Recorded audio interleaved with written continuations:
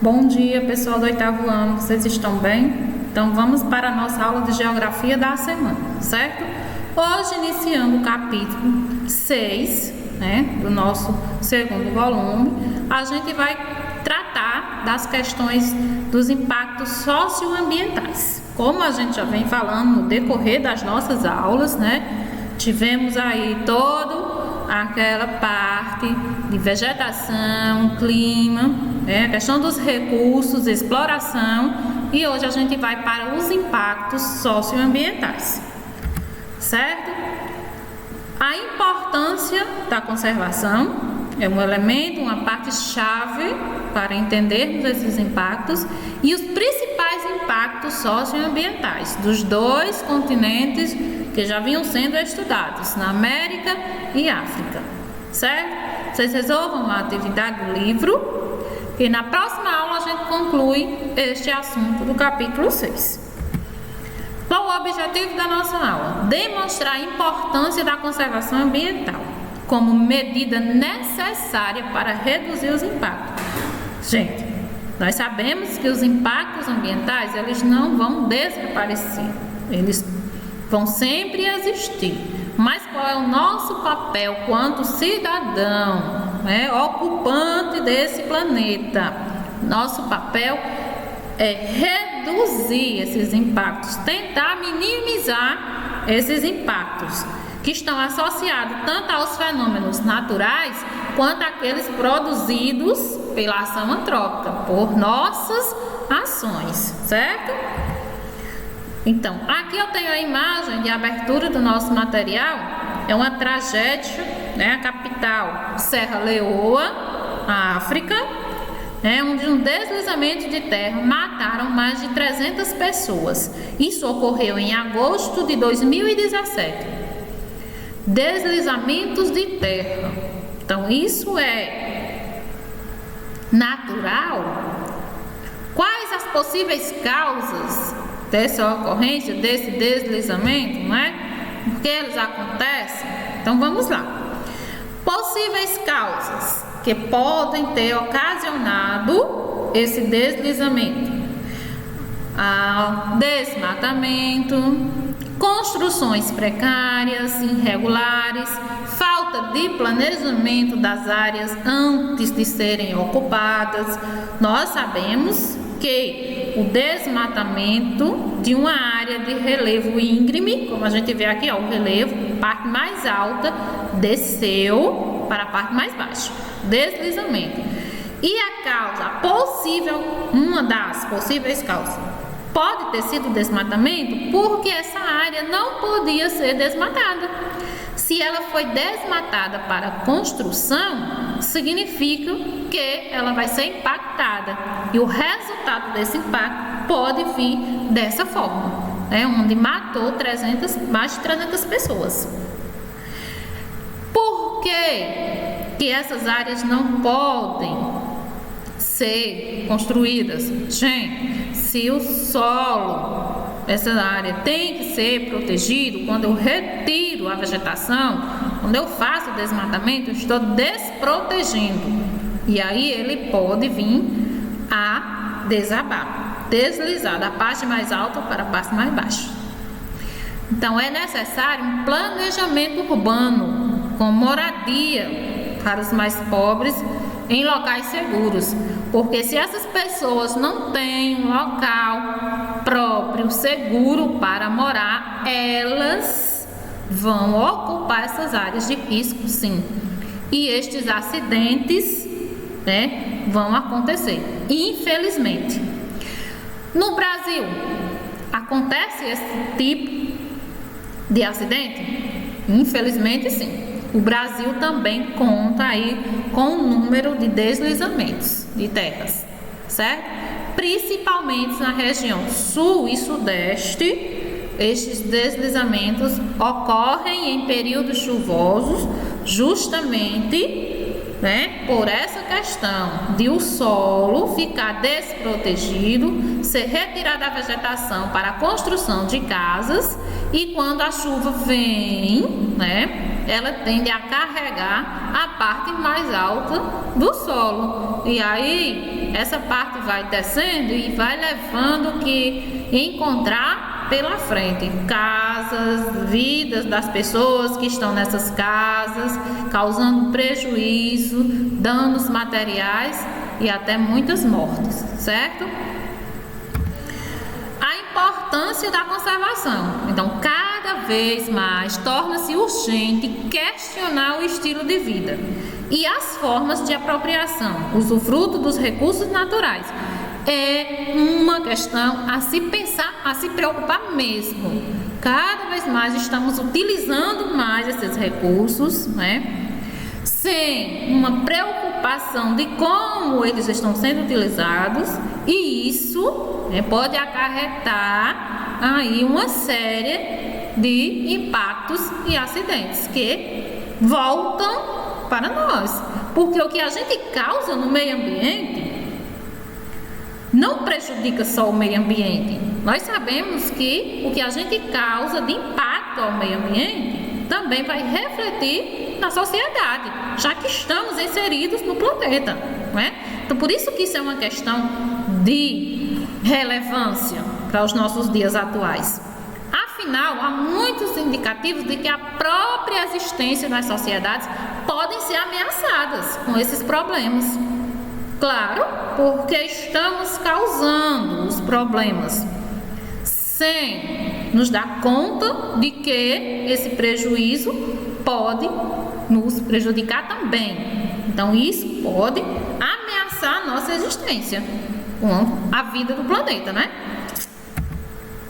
Então, segundo o Ministério do Meio Ambiente, as unidades de conservação, né, que já foram criadas com esse objetivo, são espaços territoriais e seus componentes que abrangem as águas jurisdicionais com características naturais relevantes, legalmente instituídos pelo poder público, com o objetivo de preservação, conservação e limites definidos, sob regime especial de administração, ao qual se aplicam garantias adequadas de proteção. Então, o meio ambiente, as unidades de conservação, nada mais são do que esses órgãos criados para conservar, né, a tentativa de preservar, determinando aí esses limites que vão funcionar como barreiras, né, para uma preservação, uma conservação dos nossos recursos, do nosso planeta. As ONGs, né, têm um papel fundamental nessa questão de preservação do planeta. Uma das mais famosas, o World Food Network, que ONG ambientalista de atuação global, que nos últimos anos passou a trabalhar e divulgar o conceito de ecorregião. Ecorregião é uma unidade de terra ou de água relativamente extensa, onde existe um conjunto característico de comunidades naturais que vivam por meio de um compartilhamento de espécies, dinâmicas e condições ambientais. Então, essas regiões elas têm que ser protegidas. As ecorregiões WWF funcionam como unidade de conservação em escala regional. Então, é um papel muito importante, né, dessa ONG. Ela tenta preservar se aquela área, né, contribuir, se naquela área tiver essas características, né, elas devem ser preservadas, conservadas. Como elas atuam? As atuações das ONGs, né, a atuação de ONGs como a WWF tem um papel estratégico. Para quê? Para dinamizar as ações mundiais, visando a conservação ambiental. Então, considerando essa importância dos diferentes biomas existentes nos dois continentes, tanto na África quanto na América, para a biodiversidade mundial, elas contribuem para registrar a delimitação de dezenas de unidades de conservação.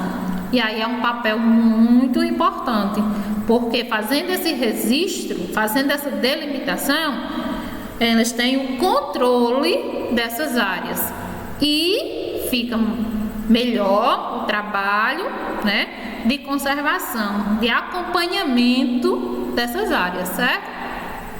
elas passam a ter uma legislação para tentar protegê-las de impactos decorrentes das ações antrópicas. Então, todo esse processo, né, esse levantamento que é feito dessas áreas, vão ser monitorados, vão ser acompanhados, e isso tudo é um trabalho feito na tentativa de minimizar os impactos.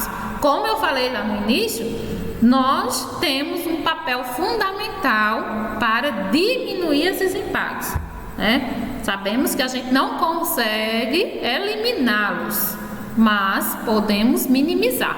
Nosso papel é esse. A questão da América anglo-saxônica, né? Que a gente vai tratar hoje, porque no restante do conteúdo a gente vai ver a questão da África e essa questão de conservação, como está sendo feita. Bom, na América anglo-saxônica tem algumas características, né, que são mais vulneráveis do que no restante da América. Por quê? Porque tem a questão dos ecossistemas que são naturalmente frágeis. Isso já é uma característica que intensifica mais ainda essa questão dos impactos. Espécies vegetais e animais não muito diversificadas, bem nós sabemos disso. Capacidade de sobreviver a períodos muito distintos de iluminação e variação térmica, né? A questão da localização, né? A parte extrema do norte, América anglo-saxônica.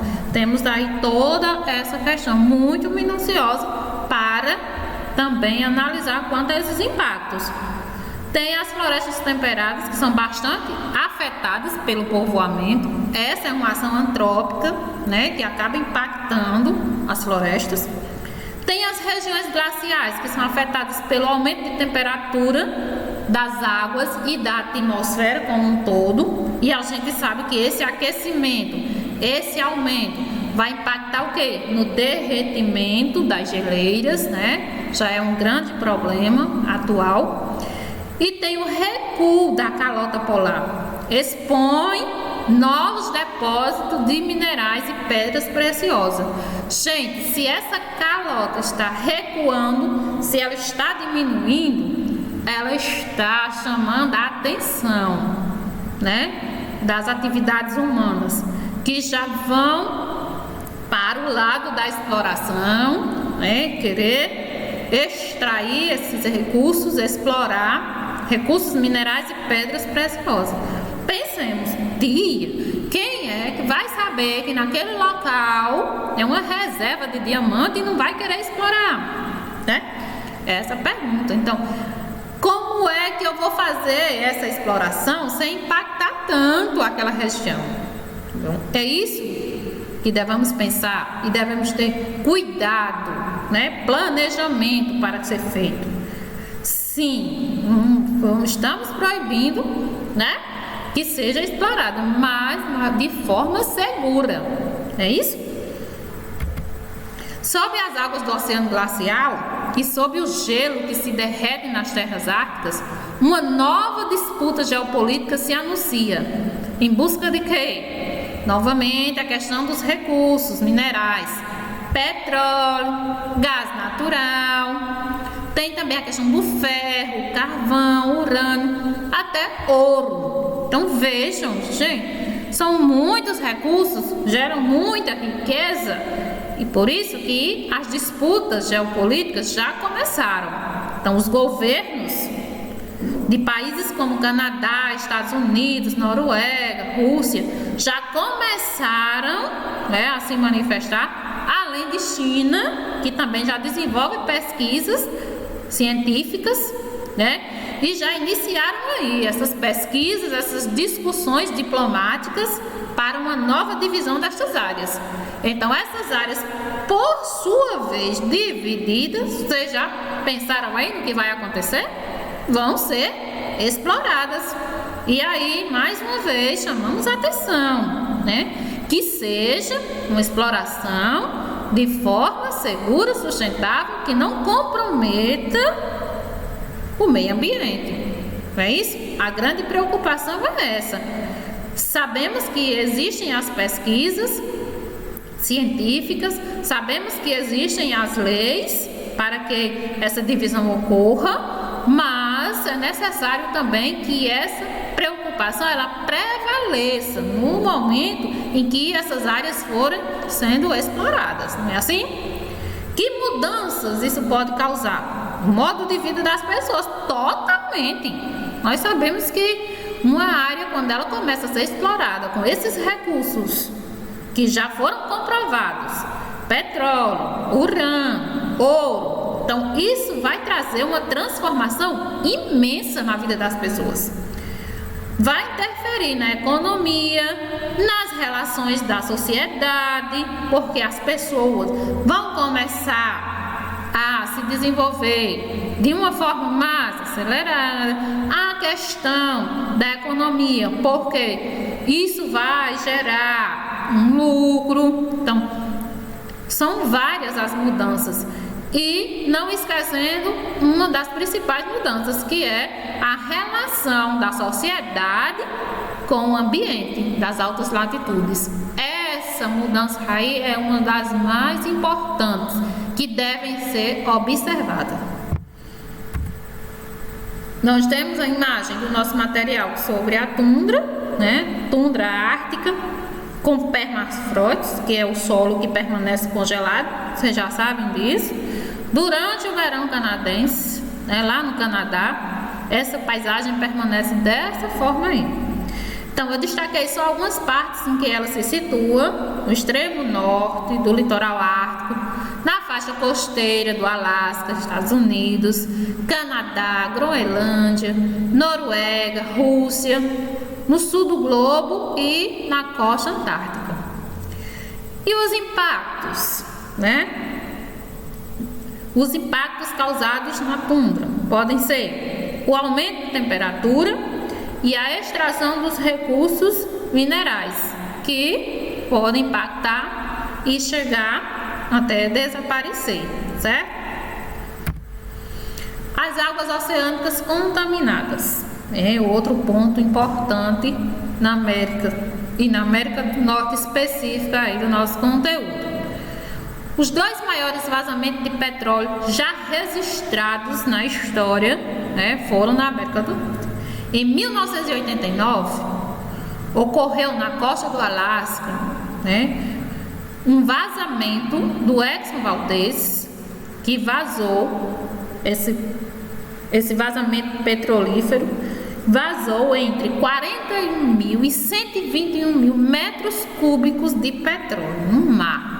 O equivalente a algo aí entre 257 mil ou 750 mil barris de petróleo. Muita coisa, gente.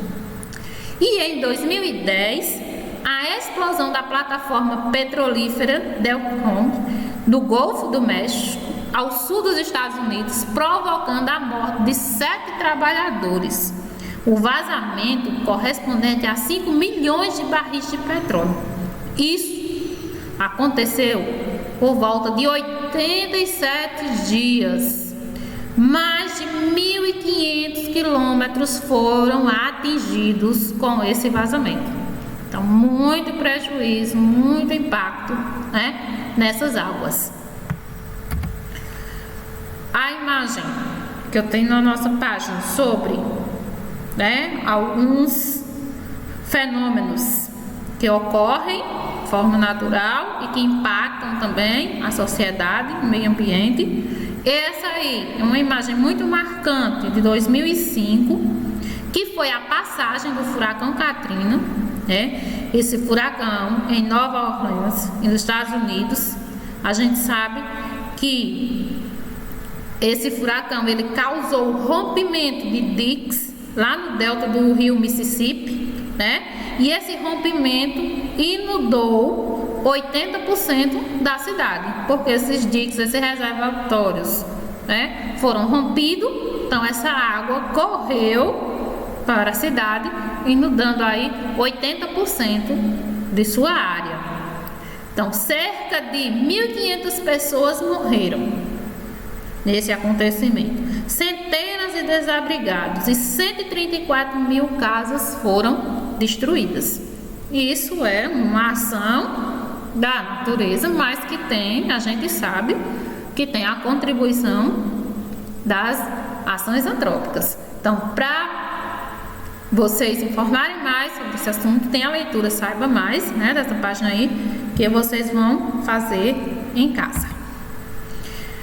E a outra imagem que faz parte da atividade, coloquei aqui para a gente conversar um pouquinho sobre ela, que vocês vão precisar, né? O que é que vocês observam nesse desenho? Vamos lá para a imagem, né? Aqui eu tenho a cidade, a área urbanizada, como a gente chama, né? Aqui a gente tem um gráfico representado em graus, porque aqui eu tenho essa linha pontilhada que eu chamo de quê? Temperatura. Por que está apontando para essa linha, tia? O que está acontecendo nessa cidade? Qual é o fenômeno, né? Por que ele ocorre? Vamos lá conversar sobre ele agora. Então, quando grandes centros, né, grandes cidades, principalmente aquelas cidades que são dotadas de polos industriais, situam-se em uma depressão, que cercada por formações de relevo mais elevadas, né? Então, depressão, a parte mais baixa é a cidade, e essa cidade, por sua vez, é cercada por partes mais altas, né? O relevo mais elevado, e a cidade fica ali. Então, quando essa localização, ela fica mais ou menos concentrando essa atmosfera aí, porque vai ter a presença dos gases poluentes, esses gases que são emitidos pelas indústrias. Como eu falei aqui, grandes cidades dotadas de polos industriais. Então, logo essas indústrias lançam na atmosfera o quê? Os gases poluentes. Esses gases, eles ficam concentrados naquela atmosfera, né? Sobre aquela cidade. Então, isso forma uma neblina, como fosse uma cortina de gases poluentes na atmosfera daquela cidade. Isso vai ter impacto? Vai. Quem vai sofrer esses impactos? Nós, né? Somos nós que vamos sofrer o resultado, né, desse processo aí. Por quê? Porque essa cortina, ela não se desfaz, ela tende a se centralizar na cidade, fica centralizada aqui, ó. E esse fenômeno climático nós chamamos de ilha de calor. Não está aí no livro de vocês, mas já está aqui para vocês resolverem a atividade. Então, é um fenômeno climático urbano conhecido como ilha de calor. Como é que elas ocorrem? A temperatura se eleva da periferia para o centro ou de uma área mais arborizada para uma área mais urbanizada, formando uma bolha atmosférica. Estão vendo que o pontilhado aqui, ele começa mais baixo e vai tendo umas ondulações, uma elevação, e a parte mais elevada do pontilhado é justamente no centro da cidade. Vocês estão observando isso? Então, por isso, porque o fenômeno, ele é descrito dessa forma. Ele vem da periferia para o centro. Ele surge das partes mais arborizadas para as partes mais urbanizadas. Se a gente observar a imagem novamente, a gente vai constatar que quase não tem árvore. Por quê? Porque as árvores deram espaço a quem? Para quê? Para as construções, para as indústrias, né? Os polos industriais. Então, essa área que foi ocupada por essas indústrias, ela vai ter uma concentração muito forte de gases poluentes que são emitidos pelas indústrias. Ok? Então, todo esse resultado vai gerar aí uma elevação da temperatura. E aí as pessoas vão sofrer com esse aumento da temperatura. Tem muitos casos em que as pessoas ficam com falta de ar, né? Queda de pressão arterial, as atividades físicas comprometidas, as pessoas não conseguem fazer exercício, cansaço, sonolência, né? Sem aquela vontade de estar sempre tomando banho, frente a um ar-condicionado, aquela sensação de calor mais do que o calor real, a temperatura real. Você tende a achar que vai tudo incendiar mesmo. Então, quando esse fenômeno ocorre, ele é tratado pelos especialistas como ilha de calor. Gente, nosso conteúdo de hoje fica por aqui, né? Na próxima semana a gente vai concluir a questão dos impactos, certo? Dos 2 continentes. E vocês façam a atividade, porque a próxima semana a gente vai dar a conclusão do capítulo sobre esses impactos socioambientais. Uma boa semana a todos, boa aula e até a próxima semana. Tchau!